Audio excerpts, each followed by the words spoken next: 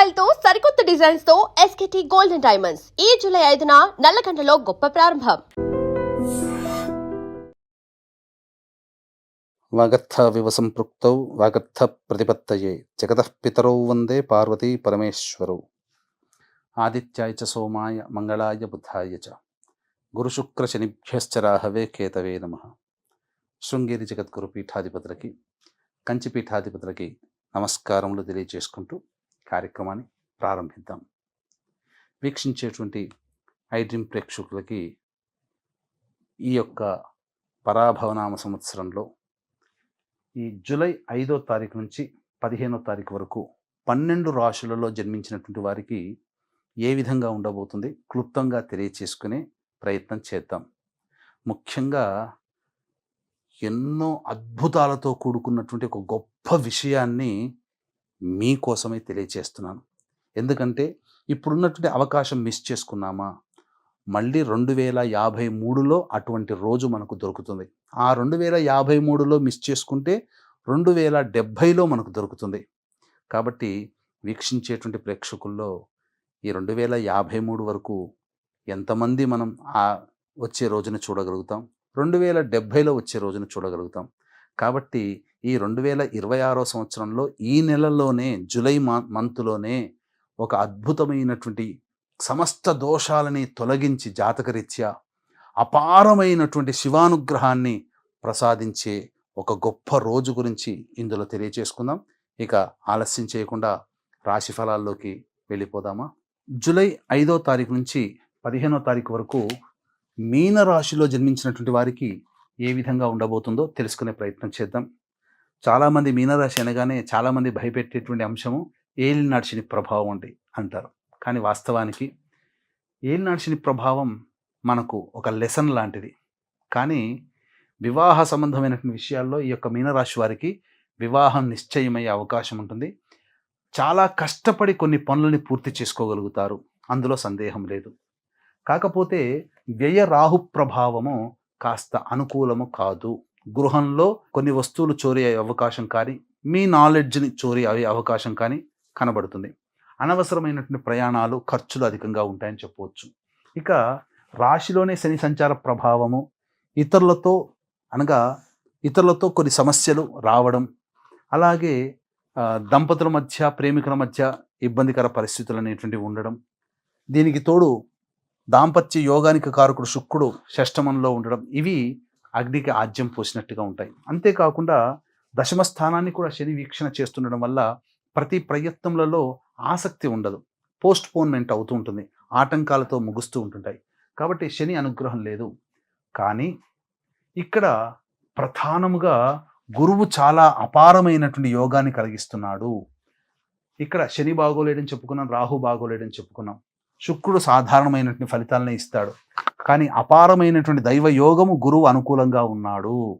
కాబట్టి ఎన్ని ఇబ్బందులు, కష్టాలు వచ్చినా తుదకంటూ మీదే పైచేయి అవుతుంది. కీర్తి ప్రతిష్టలు పెరుగుతాయి, ధనాదాయం చాలా చక్కగా ఉంటుంది. దీనికి తోడు కుజుడు కూడా వృషభ రాశిలో స్థితి పొంది ఉండి ప్రధానంగా మీరు శక్తికి మించి పనిచేసేటువంటి శారీరక మానసిక శక్తిని కుజుడు కలగచేస్తాడు. అలాగే అదృష్టాన్ని తీసుకుని వస్తాడు. ప్రతి ప్రయత్నంలో ముందడుగు వేసే అవకాశాన్ని కుజుడు కలగచేస్తాడు. ఎంత శని ఆపుదామనుకున్నా కుజుడు ఈ గ్రహాలు మీకు అనుకూలంగా ఉండబోతున్నాయి. అయితే అర్ధాష్టమ రవి ప్రభావము ఉద్యోగంలో మాత్రమే కొన్ని ఆటంకాలు. కాబట్టి మీ పేరు ప్రతిష్టలకి కొంత ఇబ్బందికర పరిస్థితులు ఎదురయ్యే అవకాశం ఉంటుంది. నిరుద్యోగస్తులు ఇంకొక 1.5 month వరకు వెయిట్ చేయక తప్పదు మంచి ఉద్యోగం రావడానికి. ఈ లోపల ఏదైనా ఉద్యోగం లభిస్తే మీరు ప్రయత్నం చేసి ఆ ఉద్యోగంలో జాయిన్ అయిపోండి. కానీ ఆల్రెడీ ఉద్యోగం చేస్తున్నటువంటి వాళ్ళు వేరే సంస్థల్లో ఉద్యోగం కోసం కానీ, లేదా ఉన్న సంస్థల్లో ప్రమోషన్స్ కోసం కానీ ఎదురు చూస్తే నిరాశ తప్పదు. కాబట్టి సమయం అనుకూలంగా లేదు కాబట్టి తగ్గి ఉండడం మంచిది. అలాగే గవర్నమెంట్ కాంట్రాక్ట్స్లో ఉన్నటువంటి వాళ్ళకి ప్రధానంగా బిల్స్ కొంత లేటుగా పాస్ అయ్యే అవకాశం ఉంటుంది. ఉద్యోగస్తుల్లోనే కాస్త మానసికమైన ఆందోళన అధికంగా ఉంటుంది. కాబట్టి తర్వాత బుధుడు చాలా అనుకూలంగా ఉన్నాడు. ముఖ్యంగా 8వ తారీఖు నుంచి ధనపరమైనటువంటి సమస్యలు తీరుతాయి. స్పెక్యులేషన్స్ లేదా ఇన్వెస్ట్మెంట్స్ లేదా స్టాక్స్లో ఇన్వెస్ట్మెంట్, మీ ఆలోచనతో ఏ పని చేసినా ముందుకు సాగేటువంటి స్థితి ఉన్నప్పుడు అవి మీకు బుధుడు అనుకూలంగా ఉండి మీకు విజయాన్ని తెచ్చిపెడతాడు. ధనాదాయం చాలా చక్కగా ఉంటుంది. వివాహం కానీ అబ్బాయిలకి అమ్మాయిలకి వివాహ సంబంధాలు కుదురుతాయి. అలాగే సంతానం కోసం ఎదురు చూసే వ్యక్తులు చక్కటి శుభవార్త ఈ యొక్క మీనరాశిలో జన్మించినటువంటి వారు పొందుతారని చెప్పొచ్చు. ఏ తర్వాత మీకు ప్రధానంగా మిశ్రమమైనటువంటి ఫలితాలే ఈ యొక్క మీనరాశిలో జన్మించినటువంటి వారు పొందుతారు. అలాగే ఇంతకుముందు మనం రోజుల్లో చెప్పుకున్నాం ఏమని, ఇంతకుముందు మాటల్లో ఒక అద్భుతమైన రోజు ఉందండి అని చెప్పి. అదే జూలై 13వ తారీఖు రోజున ఏర్పడే మహాశైవాఖ్య యోగము.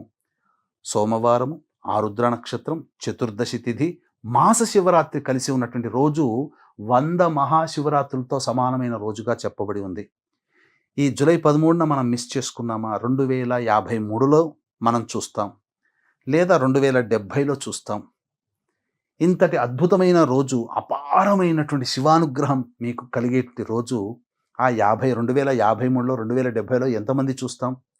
కాబట్టి ఈ రోజున అందరూ కూడా అవకాశాన్ని అందిపుచ్చుకోండి. దగ్గరలోని శివాలయానికి చేరుకొని మీరు అర్చన అభిషేకాదులు జరిపించండి. ఆ పరమేశ్వరునికి మీ సంకల్పం నెరవేరాలని ఆ స్వామికి విన్నవించండి. మీ యొక్క సంకల్పం, మీ తరపున ఈ సంకల్పం నెరవేర్చాలనే సదుద్దేశంతో మన పీఠం ఆధ్వర్యంలో అరుణాచల క్షేత్రంలో కానీ శ్రీకాళహస్తిలో కానీ జూలై 13వ తేదీన మీ జాతకరీత్యా కలుగు విద్య, వివాహ, ఉద్యోగ, దాంపత్య, అనారోగ్య సమస్యల నివారణకి, అలాగే మేష, మిథున, కర్కాటక, సింహ, కన్య, వృశ్చిక, ధనస్సు, కుంభ, మీన రాశిలో జన్మించినటువంటి వారికి శనిదోష నివారణ, ఆరోగ్యం కోసం మృత్యుంజయ హోమం, జనాకర్షణ, ధనాకర్షణ కోసం లక్ష్మీ హోమం, సమస్యల కష్టాల నివారణకి సుదర్శన హోమం.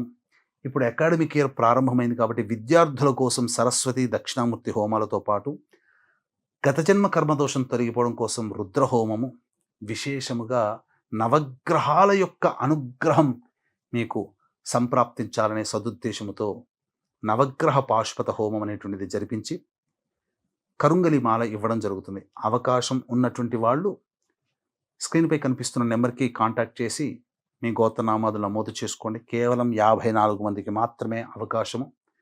జూలై 13వ తేదీన అమృత ఘడియల్లో అనగా సాయంకాలం 4 గంటలకి ప్రారంభమవుతుంది.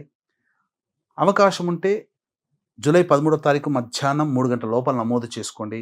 కానీ ఈ అవకాశాన్ని మాత్రం మిస్ చేసుకోకండి. ఇక రోజువారీ కార్యక్రమాలు కనుక చూసుకున్నట్లయితే 5, 6 తేదీలలో ప్రధానంగా మీ వస్తువులు కానీ, మీ జ్ఞానం కానీ, మీకు రావాల్సిన క్రెడిట్ కానీ మీకు దక్కకుండా ఉండడం, ఖర్చులు అధికంగా ఉండడం, మానసిక ప్రశాంతత లోపించడం, ఏ పని చేసినా ఆందోళనగా ఉండడం, అనవసరమైన ప్రయాణాలు ఉంటాయి.